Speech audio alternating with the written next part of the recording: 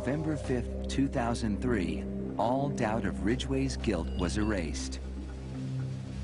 He pleaded guilty to the murders of 48 women. He'd made a deal to cooperate with the prosecution to provide more information on his victims and the whereabouts of their remains. In doing so, he avoided a trial and possible death penalty.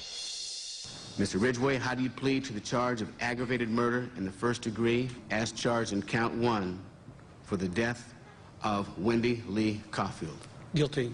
How do you plead to the charge of aggravated murder in the first degree as charged in count 2? Guilty. Guilty. Guilty. It's like he didn't have any remorse at all for what he had done. You know, he'd killed so many people, he didn't remember who they were, what they looked like. I just couldn't believe that somebody could kill all those people and not remember them. Neither could the angry relatives of his victims, who were invited to speak in court when Ridgway was sentenced to life without parole on December 18th, 2003. You had said your memory, when it comes to all of the women you took, was gone. Our memory is not. In your words, you said that they didn't mean anything to you, but she meant everything to us. She was a mother, she was a wife, she was a sister, and we miss her. Gary Ridgway sat there stone-faced as victims' relatives damned him and mocked him. He's an animal. I wish for him to have a long, suffering, cruel death. He's gonna go to hell, and that's where he belongs.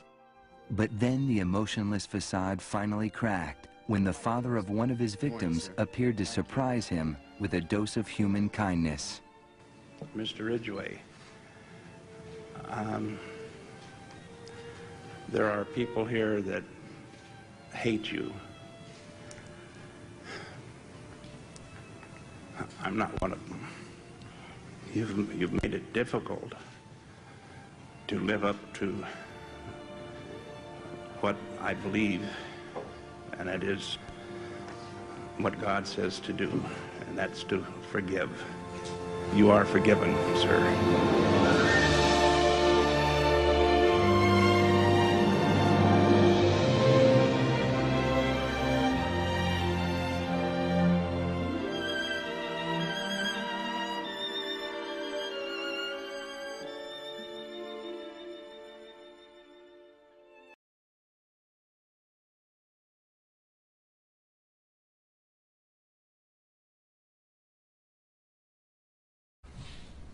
Good morning.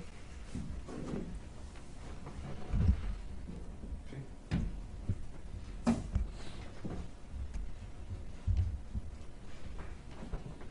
morning. Please state your name. Jerome Rodriguez Wiggins. I'm not like everybody else, bro. I ain't got no ill will against you. That same Bible that you play with, bro, you get back to yourself, you get on your knees and you pray. Because the journey you got ahead of you, gonna need God. I forgive you. I ain't got no anger towards you, bro. Abraham was willing to sacrifice his child. I sacrificed mine. I was you. I once was you. And in out these same courtrooms, I was a monster. I'm pretty sure they don't told you about me. I'm the one you don't want to see, bro. You took something from me you can't give back. I don't want no revenge. I gave it to my God. The same God that you play with, I gave it to him. And he took that pressure from me. Because I couldn't deal with myself. A lot of people would have suffered if I would have dealt with it. But the fact that it took 6 years, man, for you to be a man and admit to what you done wrong, all these people you hurt, man. Oh, phone calls through 3 o'clock in the morning, man. And I gotta get up my bed and go console her.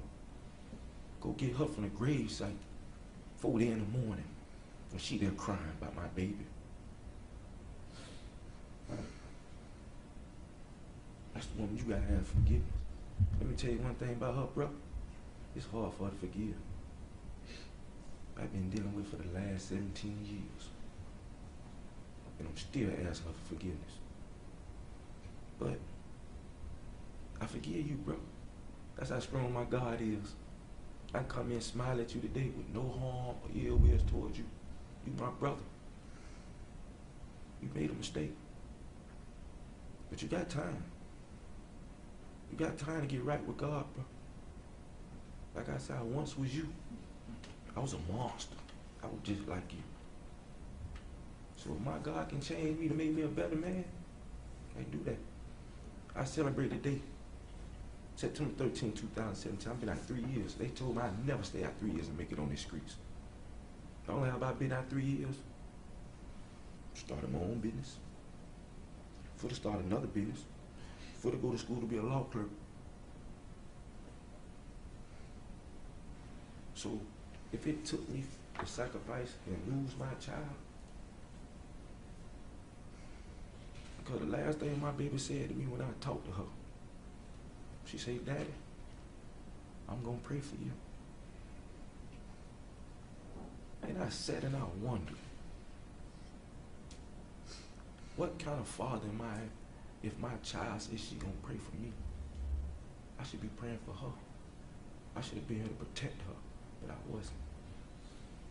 That's what I deal with. And I'm pretty sure you know my baby called out for me. I wasn't there for my baby. I'm gonna make sure I'm there for my others. Like I say, bro, don't play with God, bro. Ask him for forgiveness. You did wrong. Your mistakes just worse than others. When you get back to yourself, you get on your knees and you pray harder than you ever prayed in your life. And you ask for his forgiveness. Because I give you mine. I ain't got no ill will towards you, bro. I love you. You're a child of God. But don't play with it. Because if you play with it, he's going to destroy you. You take that Bible that them people give you, and you pray. And you ask him to make you a better man. Don't look at this as your life being over.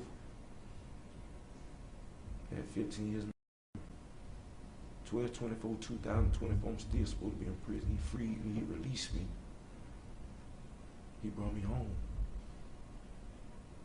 He can do the same for you. Like I said, I'm not like everybody else. I've been where you been at. I'm still supposed to be where you be at. But he set me free. That's what he'll do for you. He may not release you physically. Spiritually, he will. But you pray to God, bro. You tell him that you made a mistake and you ask for his forgiveness. That's how I am. I asked. He forgave me. And I got to go to the people that I hurt and I got to ask them for their forgiveness. That made me a better man. See, people all day long about they Christians. How can you be a Christian if you're not able to forgive a person that did wrong to you? You my brother. I don't care what nobody else say. I love you. You made a mistake. I forgive you, bro. I ain't got no ill will towards you. But you go back and you ask God to make you a better man. Because I asked him. And he made me a better man. So I ask that you do the same. I ain't perfect. I make mistakes. But he changed me from what I used to be. Like I said, I once was you. I was a monster. But he took that away from me. He helping me to be a better father. He helping me to be a better man. You got all these people, bro, that you gotta ask for forgiveness from, especially her. And she's a hard woman for forgiveness. But before you leave this earth, bro, ask for her forgiveness. Ask her for that. You hold 6 years. Ain't none of your attorneys, ain't none of your people reached out and asked nobody for forgiveness. But I'm coming to you, I'm giving you my forgiveness, bro. I love you. But you need to ask that woman that for forgiveness. It may take some time, she's stubborn. But you gotta ask her. It's right here, bro. I keep my baby right here. But do me that favor. That same Bible you got with you, bro. You sit down, you have a good conversation with God, man. And you talk to him. You ask him for his forgiveness. And I guarantee you'll feel the calm you will never felt in your day in your life. That's what I felt, and I still feel it. I'm at peace, bro. You need peace in your soul. So you ask him that tonight. You ask for his forgiveness, and I guarantee he'll give you a peace. Your earthly body is done away. But you gotta build up when you go see him. You know what I'm saying? You got a mama. Your mama ain't raised you like that, bro. Just like my mama ain't raised me the way I was raised. So be a man. That's all I ask you before you leave today, man. Be a man and stand on your own 2 feet, man. I ask her for forgiveness. That's all I ever ask from you, bro. That's all I want from you, Mayu. With Bridget. You ask her for her forgiveness. And we good. I made my peace. My peace with you, my brother. But you asked this woman right here for her forgiveness. We good. God bless you. Thank you.